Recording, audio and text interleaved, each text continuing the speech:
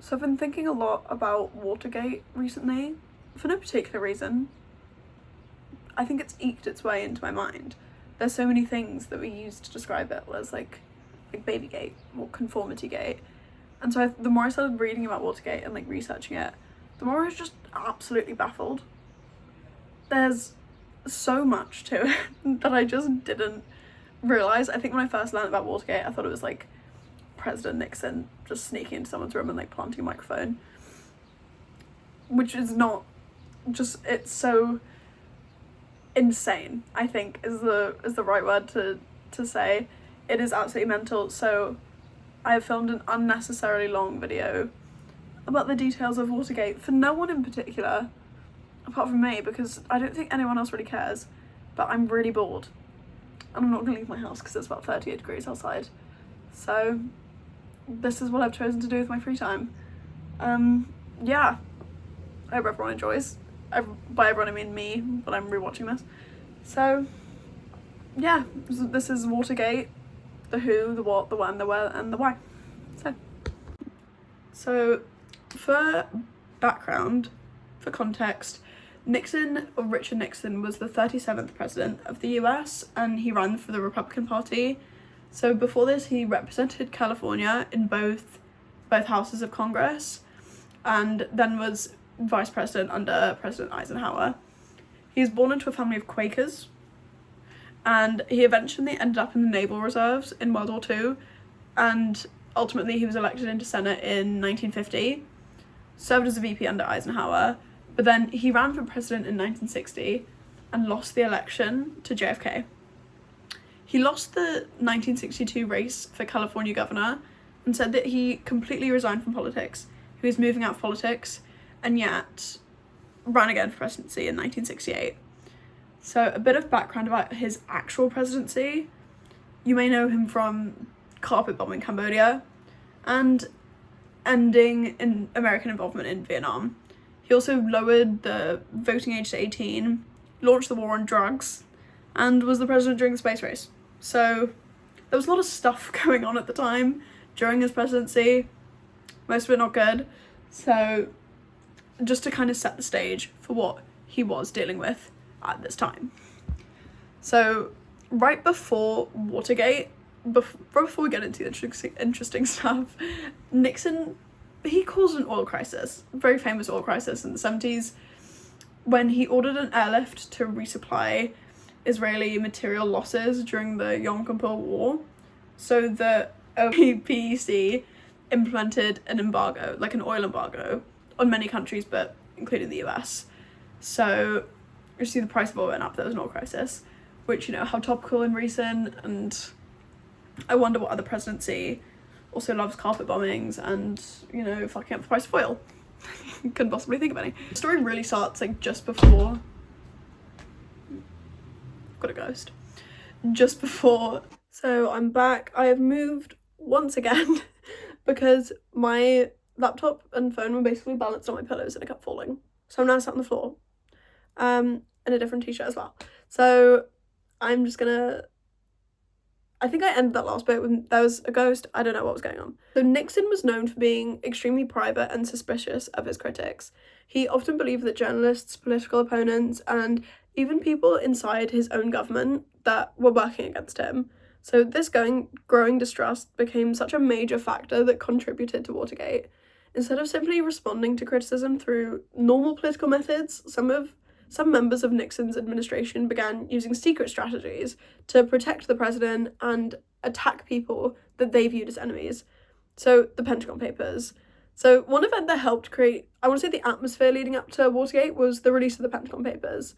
So these were a secret government report about America's involvement in Vietnam. The story was 7,000 pages long and examined decisions made by several different presidential administrations over the course of the Vietnam War. So the documents revealed that government officials had sometimes provided the public with information that did not match what was actually happening in Vietnam. So in 1971, Daniel Ellsberg, a military analyst who had access to the documents, leaked parts of the Pentagon Papers to the press. The New York Times began publishing this information, which caused a major political controversy. So the Nixon administration was absolutely furious. Government officials argued that releasing these documents would cause national harm and damage national security. The case eventually reached the Supreme Court, which ruled that the government could not stop newspapers from publishing the information. Sorry, the lighting got really weird, so I think I've moved over to this side. Don't know if that's better, but so the decision became an important victory for freedom of the press, but Nixon did not see the leak as simply a debate about government transparency. Instead, he saw it as evidence that people inside the government were trying to weaken him. So this increased Nixon's belief that he needed secret methods to protect his presidency. So as a result, members of administration created an absolutely unhinged group. I need you to focus on that. Absolutely mental, known as the White House Plumbers.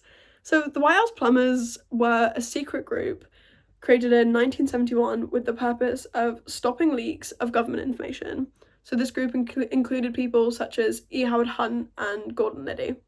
So at first, their purpose was to prevent embarrassing information from becoming public.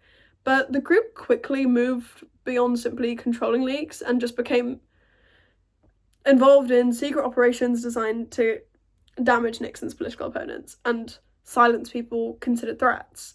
So one of their targets was Daniel Ellsberg, the person who leaked the Pentagon Papers. So members of the group wanted to find information that could damage Ellsberg's reputation. So naturally, their first course of action was to break into his psychiatrist's office, hoping to find private information that they could use against him. And it failed. They broke into this man's psychiatrist's office and found nothing useful, but the incident showed that members of Nixon's team were willing to go so far and use illegal methods to protect the administration. So this same attitude would later lead directly to Watergate. In 1972, Nixon was preparing to run for re-election. His campaign organization was called the Committee to Re-elect the President, so shortened as CRP, which is probably what I'll be saying. But the purpose of this organization was to help Nixon win another term as president. But some members of the campaign believed that normal political strategies just weren't enough.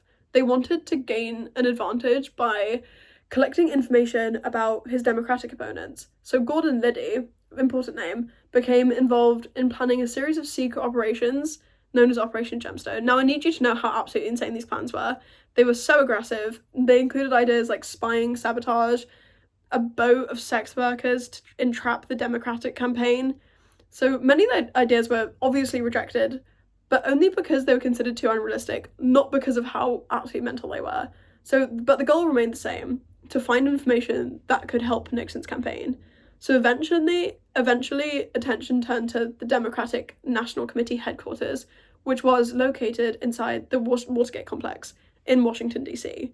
So the plan was to break into the offices, install listening devices, and collect information. So the people involved believed the operation would remain secret. Famously, they were very wrong. Because, here I am talking about it, obviously it wasn't secret. But the Watergate complex was a large office and hotel complex in Washington, D.C. So obviously inside this complex was the DNC, the Democratic National Committee, which was supporting Nixon's political opponents. So the plan was to enter the offices, place listening devices, and gather information that could help Nixon's campaign. The people involved included former intelligence officers and individuals connected to the president's re-election campaign. The operation was supposed to be carefully planned and completely hidden from the public, but obviously became one of the biggest political scandals in American history. So attempts to enter the offices failed because of problems with equipment. There was a guy that had to fly back to Miami because he brought the wrong lockpick. So the burglars struggled to complete their mission, but they decided to try again. Personally, if you're committing espionage, do it once. Get it right. So in 1972 in June, 5 men entered the DNC headquarters. Their goal was to install listening devices and subsequently collect information, but they made a mistake that would expose the entire operation. A security guard named Frank Wills noticed something unusual. He discovered that doors inside the building had been taped open. So at first he removed the tape, but later he noticed that someone had placed it back. So this made him call the police. Me personally, if I saw tape, police isn't my first go-to, but also I'm not a security guard, so maybe you should. So officers then arrived at the Watergate complex and arrested the burglars inside. At first, many people believed it was, oh my god, was just a strange burglary, but investigators quickly discovered that the men had connections to Nixon's re-election campaign. I think that, I don't understand what the tape was for, but I think if you saw that one of the tapes had been taken, why would you continue to put it back? But then also, I study history, not criminology, so any criminologists out there, it's a very pressing question. So this created the question that would define the next 2 years of American politics. How far did the connection between the burglars and the presidency go? Was it only a campaign operation, or did it reach all the way to the White House? At first, it appeared to be nothing more than a strange political burglary, but the situation quickly became much more serious when investigators discovered that the people involved were not random criminals. The burglars had connections to intelligence agencies, political operations, and most importantly, President Nixon's re-election campaign. I'm editing this now looking suspiciously like Draco Malfoy, but take a shot every time I pronounce something wrong. This is so hard to watch. So this immediately raised several important questions. Why would people connected to the president's campaign break into the headquarters of the opposing political party? Not really a thing that you'd immediately think of. What information were they trying to find, and who organised this operation? And I mean, the biggest question of all of this, did anyone inside the White House know about it? And if it sounds like I'm repeating myself, it's because these are very, very important facts that would eventually lead investigators all the way to the highest levels of government, basically spurring on this whole thing. So when Nixon's administration learnt about the arrests, the first priority was controlling the damage. The White House wanted to prevent the scandal from reaching President Nixon personally. Publicly, the administration tried to make Watergate seem like a small event that had nothing to do with the president. Nixon denied having any involvement and suggested that the incident was simply an isolated crime. At the time, many Americans accepted this explanation. Why wouldn't you? Nixon was still popular, and he was preparing for the 1972 presidential election. Many people believed the story would disappear after this election happened, but behind the scenes, the situation was very, very different. Members of Nixon's team were already discussing how to protect the president and prevent investigators from discovering the full truth. So instead of allowing the investigation to continue normally, some officials began working to control what information became public, and this decision created the beginning of the Watergate cover-up. So this is when the cover-up begins. The cover-up became the most damaging part of the entire scandal. So the original crime was obviously the break-in at the DNC. However, the actions taken afterwards created the lasting political crisis because the officials were attempting to hide the connection between the burglars and Nixon's campaign organisation. They tried to prevent investigators from discovering who was responsible, and some people involved in the operation received money to remain silent. They received hush money, whereas others were encouraged to avoid telling investigators the full truth. The goal was to make the Watergate operation appear as far away from Nixon and his administration as they possibly could. But every attempt to hide the truth created more evidence that something larger was happening.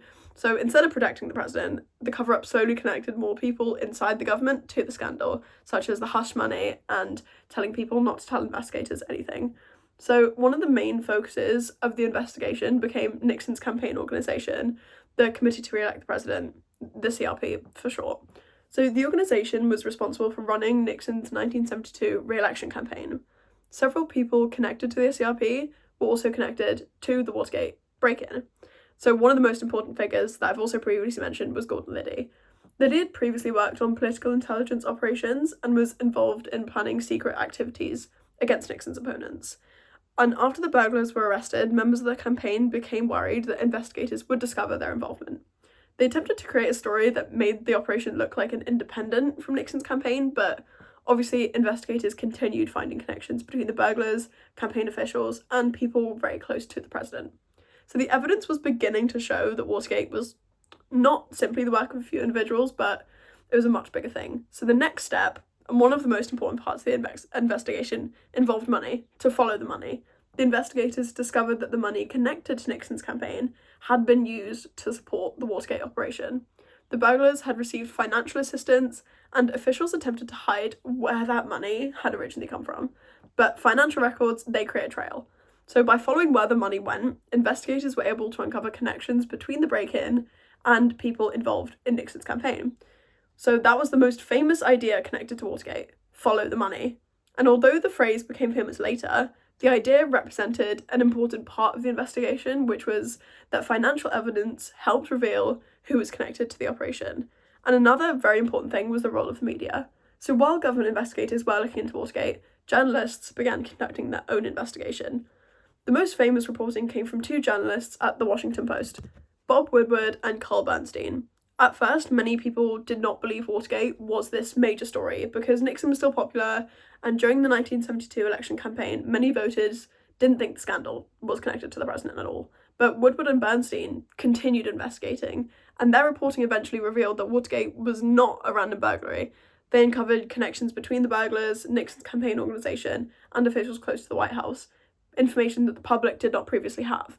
And one of the most important parts of their investigation was information provided by a secret source known as Deep Throat. Yeah, the source gave the reporters information that helped guide their investigation. So for many years, the identity of Deep Throat remained secret. So the reporting by Woodward and Bernstein became one of the most famous examples of investigative journalism in American history. Their work showed that journalists could investigate powerful people and reveal information about those in power that those in power wanted to keep hidden. So then Nixon wins the re-election. So despite the growing investigation, it didn't stop him from winning the 1972 presidential election, because most Americans didn't believe that the scandal was connected to the president, and that's a very important thing. Like, he won one of the largest victories in American presidential history. He won 49 out of 50 states against Democratic candidate George McGovern. So it kind of appeared that Watergate had failed to damage Nixon's presidency, which sounds confusing because we know it eventually did, because the investigation continued after this. After the election, new evidence became appearing, and the scandal started moving closer and closer to the White House. So then the investigation gets bigger. In early 1973, it changed drastically.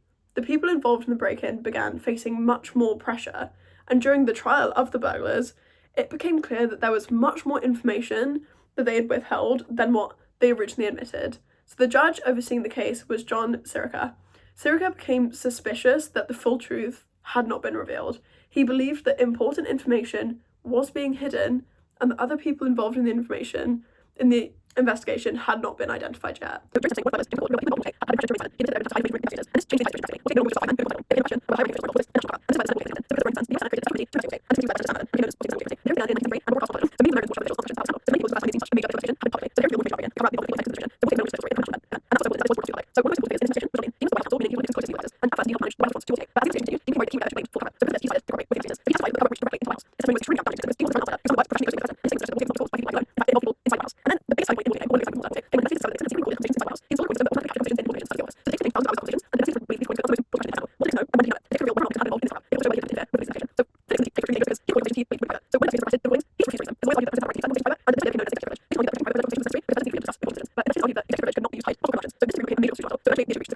By this point, Watergate had become much larger than anyone could have possibly originally expected. The scandal now involved illegal political operations, attempts to interfere with investigations, secret payments, misuse of government power, and possible involvement of the president in all this. So the main question wasn't whether Watergate had happened. Now the question was whether Nixon himself had participated in the cover-up. As the investigation continued, pressure on the president just became stronger and stronger. The future of his presidency depended on one thing: what was on the tapes. And I think it's important to realise that this is all happening just after he had won 49 out of 50 states, on a possible high, and then all of this happened because of the discovery of the tapes and the testimony of Dean. So after the Senate Watergate Committee began investigating the scandal, the biggest question became what exactly was on these recordings that Nixon had. So the discovery of the White House recording system completely changed the investigation, because before the tapes were discovered, investigators mainly depended on testimony from people involved in Watergate. Some individuals admitted parts of what happened, while others completely denied having any involvement. But the tapes were different. They had the potential to provide direct evidence of what was actually discussed in the White House. They could reveal whether Nixon knew about the cover-up. They could show whether he had attempted to stop the investigation into the cover-up. And most importantly, they could answer the question that had been at the very centre of the scandal: was the president involved himself? So for Nixon, the tapes created a very serious problem. They were a record of private conversations that he had never expected the public, Congress, or investigators to hear.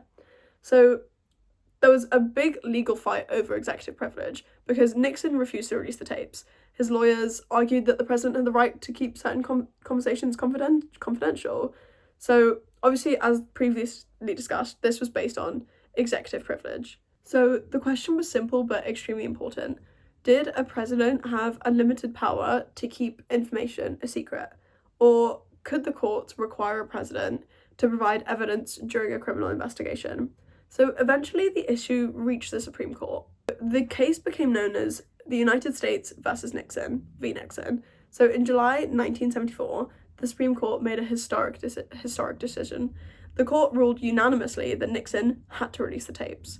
The justices agreed that presidents did have some rights to privacy, but they also made clear that executive privilege could not protect evidence connected to a criminal investigation. The decision was a major moment in American history. For the first time, the Supreme Court directly challenged the power of a sitting president and confirmed an important principle. The President of the United States is not above the law. Nixon was forced to hand over the recordings.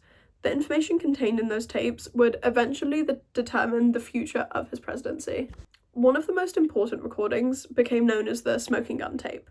The tape came from a conversation between Nixon and his chief of staff, H.R. Haldeman. So the conversation showed that Nixon had been involved in discussions about stopping the FBI investigation into Watergate, which was extremely damaging. Before the release of this tape, Nixon still had some political support. Some people believed he might survive the scandal, but the smoking gun tape changed absolutely everything. It showed that Nixon had not simply been unaware of the cover-up, it showed that he had participated in efforts to control the investigation and protect his administration.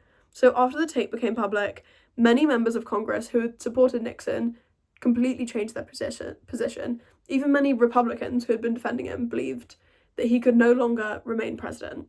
So before the tapes were released, another event caused major damage to Nixon's reputation. So this is going back a bit. So the event became known as the Saturday Night Massacre. The special prosecutor investigating Watergate was Archibald Cox. Cox wanted to access the White House tapes, believing they were necessary for investigation, but obviously at this point Nixon had refused to provide them. So as the conflicts continued, Nixon decided to remove Cox from his position.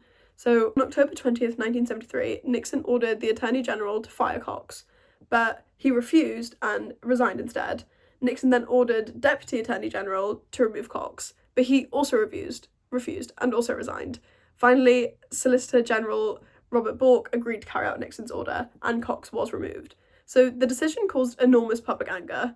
Many Americans believed Nixon was attempting to interfere with the investigation and prevent this truth from becoming public. The event increased demands for Nixon's resignation and strengthened calls for impeachment. So after the Saturday Night Massacre, support for Nixon began to dwindle and then collapse. Congress started moving towards impeachment. So basically, impeachment's the process used by the House of Representatives to formally accuse a government official of serious wrongdoing. So the accusations against Nixon focused on several major issues. So the first being obstruction of justice, meaning that Nixon was accused of interfering with investigations into Watergate. The second was abuse of presidential power, meaning that he was accused of using the authority of the president improperly. And the third was refusing to cooperate with Congress during the investigation. So the House Judiciary Committee began reviewing the evidence. As more information became public, Nixon's situation became increasingly difficult. So another major controversy involved a missing section of one of the White House tapes. So investigators discovered that part of a conversation between Nixon and H.R. Haldeman had been erased. So the missing section lasted approximately 18 minutes, and nobody could fully explain what happened. So Nixon's secretary, Rosemary Woods, suggested that the recording may have been accidentally erased while she was working on the tape, but investigators obviously questioned this explanation. They believed that the missing section of the tape could have contained important information about the cover-up. So they couldn't prove what had been erased, but obviously this incident damaged Nixon's credibility, and for many Americans, the missing tape created even more suspicion that the White House was hiding something. In 1974, the House Judiciary Committee voted on articles of impeachment against Nixon. The committee approved 3 major charges: the first being obstruction of justice, so accusing him of attempting to interfere with investigations into Watergate. The second was abuse of power, so using the presidency in ways that exceeded his authority. And the third being obstruction of Congress. This accused Nixon of refusing to cooperate with the investigation and blocking Congress from carrying out its constitutional responsibilities. The votes were really significant because they showed that Nixon was losing support, even among members of his own political party. So the possibility of impeachment and removal from office was becoming increasingly likely. By August 1974, Nixon's political support had almost completely disappeared. Members of Congress informed him that if the impeachment process continued and reached the Senate, he would probably be removed from office. So Nixon faced a really difficult choice. He could remain in office and continue fighting the investigation, or he could resign. So after weeks of this pressure mounting, he resigned. So on August 8th, 1974, Nixon addressed the nation from the Oval Office. He announced that he would leave the presidency, and his resignation officially took effect the next following day. This was an extraordinary moment in American history because no president before him had ever resigned from office. This was completely unprecedented. So on August 9th, he officially left office. So Vice President Gerald Ford became the 38th President of the United States. After taking office, Ford gave a speech reflecting on the difficult period the country had experienced. So he famously said, "Our long national nightmare is over." So the statement represented the exhaustion and division that Watergate had basically caused throughout the whole country. So because for so many Americans, the scandal had created a major loss of trust in the government because it was such a conspiracy. And a month after Nixon resigned, Gerald Ford, that was now president, made a controversial decision. He granted Nixon a full presidential pardon, meaning that Nixon would not face criminal prosecution for actions connected to Watergate. Because Ford argued that a long criminal trial would have continued dividing the country and prevent America from moving forward. But obviously many Americans disagreed. They believed that Nixon should have faced trial because he needed to be held accountable. But others believed the pardon allowed the country to heal after this years, by this point, of political conflict. So the decision obviously damaged Ford politically because it was not popular with the public. So although Nixon had received a pardon, other people involved in Watergate faced legal consequences. So dozens of individuals were charged with crimes connected to the scandal. Several high-ranking officers from Nixon's administration were convicted, and this demonstrated that the investigation had reached some of the most powerful people in government. It showed that the political influence could not protect people from legal consequences. Being high up politically wouldn't protect you, apart from Nixon, apparently. So Watergate ended, many Americans began asking an important question: how could something like this happen? The scandal showed that a president could potentially use the power of the government in ways that were dangerous or unfair. During Nixon's presidency, critics argued that the White House had gone too far by using government resources against political opponents and attempting to interfere with investigations. So because of this, lawmakers began creating reforms designed to prevent future abuses of power. So one of the biggest lessons from Watergate was the importance of checks and balances. So the US government was designed so that no single person or branch of government could have unlimited power. The president obviously has significant authority, but that authority is limited by Congress, the courts, the media, and the law. And Watergate showed why these limits are so necessary. The scandal proved that even a president must answer to the law. He has to follow the laws the same as everyone else does. So one major change that followed after Watergate involved presidential records. So for context, before Watergate, presidents had much more control over their personal and official documents. But many records created during a presidency were treated as private property, meaning that presidents could decide what to do with them after leaving office. However, after Watergate, lawmakers argued that presidential records were important historical documents that belonged to the public. So the Presidential Records Act was created to make sure that a record from a president's time in office were preserved and eventually made available for public access. So the purpose of this was to prevent future presidents from hiding information simply because it was uncomfortable or politically damaging. And the idea was that citizens have the right to understand what their government is doing. And another major issue revealed by Watergate was the role of money in politics. Because during the investigation, it was discovered that money connected to Nixon's campaign had been used in questionable ways, one would say. So it raised questions about whether wealthy donors, political organisations, and secret financial operations could have too much influence over elections. And after Watergate, there were stronger campaign finance rules, and these reforms were designed to make political funding more transparent and create stricter rules about how campaign money should be collected and spent. The goal was to reduce the possibility of secret financial influence, which would then affect elections. So obviously it's still a very debated issue today, but Watergate was a major turning point about how Americans viewed money's influence in politics. Many Americans believed that officials in powerful positions needed stronger rules and greater accountability. So in response to this, Congress passed the Ethics in Government Act. The law created stronger standards for government officials and introduced new systems for investigating possible misconduct within the executive branch. The purpose was to make sure that even high-ranking officials could be investigated if there were concerns about illegal or unethical behaviour, and Watergate showed that government officials needed rules to prevent the misuse of power. Another major effect of Watergate was the increased importance of just government transparency, because people believed that citizens had a right to know what their leaders were doing. It's a democratic government, and a democratic government depends on trust, but trust requires information. If citizens can't see what their government is doing, it becomes so much harder to hold those leaders accountable.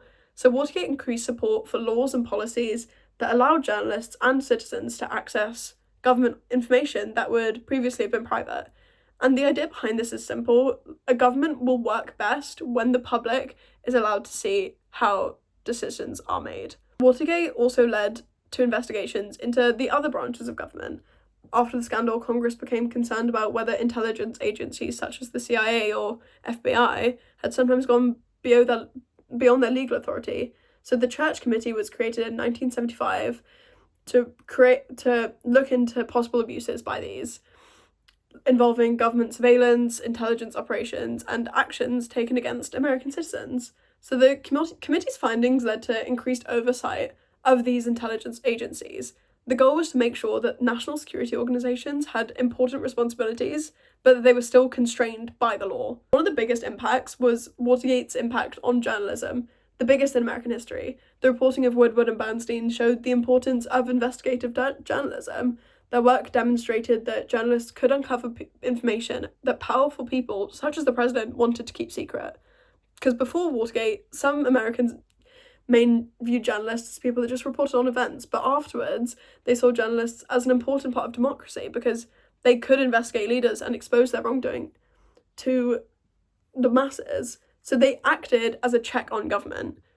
So much of the information of the scandal would have never become public if it hadn't been for the press. So one of the most famous parts of Watergate was obviously the use of anonymous sources. Woodward and Bernstein received important information from a secret source that I've previously mentioned that was known as Deep Throat. So for many years, the identity of the source remained unknown. Anonymous sources became much more common in investigative journalism after Watergate because they allowed people with inside information to share what they knew without immediately revealing their identity. But it also created debates about journalism's ethics, because people began asking questions such as, when should journalists use anonymous sources? How can information from secret sources be verified by the public? How can reporters make sure they are presenting the truth and not the lie? So Watergate changed journalism by permanently showing both power and responsibility in investigative reporting. Also, Watergate became much more than just a simple political scandal. It became, honestly, a cultural thing. Like, the word Watergate itself became associated with scandals involving dishonesty, corruption, or the abuse of power. And this is why many later scandals receive names ending in gate.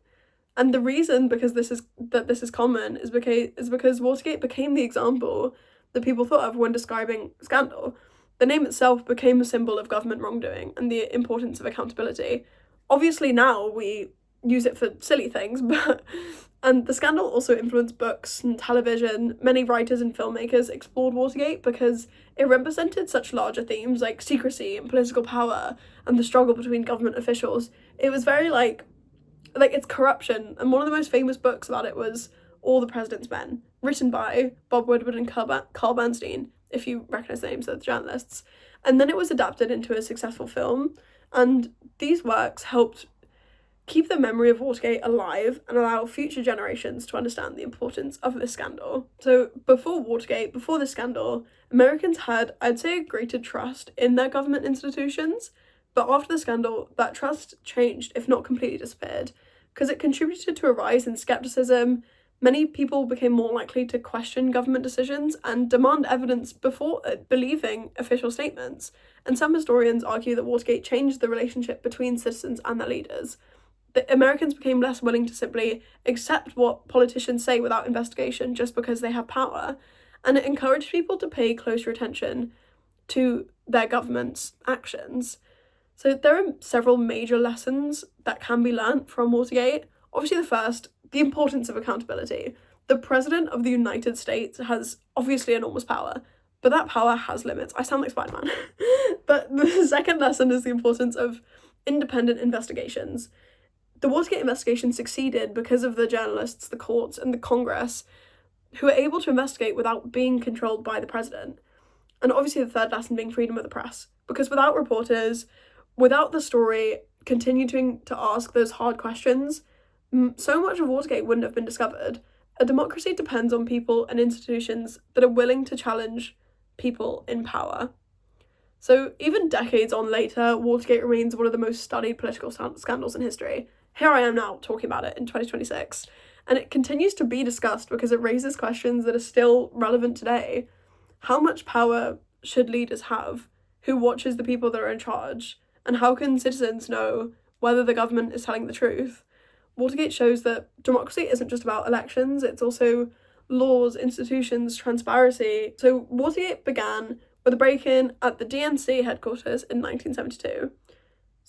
Sounded like a small political crime, but the investigation revealed something much larger, a pattern of secrecy, illegal actions, attempts to protect political power, and misuse of presidential authority. So the scandal led to the resignation of Richard Nixon, it changed American politics, and permanently affected the way people viewed the government. But the most important lesson is not that a president lost power. The most important lesson is that democratic systems have ways to correct themselves. The courts investigated, Congress investigated, journalists investigated. Groups showed that no individual, regardless of their power or position, is above the law. And so Watergate remains a powerful reminder that transparency and the rule of law are essential parts of a functioning democracy. That's my unnecessarily long video on Watergate. I hope you enjoyed. That took me so long to write and research. I did read All the President's Men by Woodward and Bernstein I would recommend. I have not watched the movie, maybe that's what I'll do tonight, but I've read so many articles on this now that I feel like maybe I should do my dissertation on Watergate. Don't think I'd be allowed to do that because it's absolutely not the area of history that I study, but yeah, I hope you enjoyed. I'm the one watching this and I'll probably force my family to watch it, but I actually really enjoyed making this. I want to make another video, I think, maybe on the rise of the far right in the UK. I also want to do one about the social media ban because that's just fascinating to me. That one clip where the kid's like, I'll just stare at a wall for 7 hours.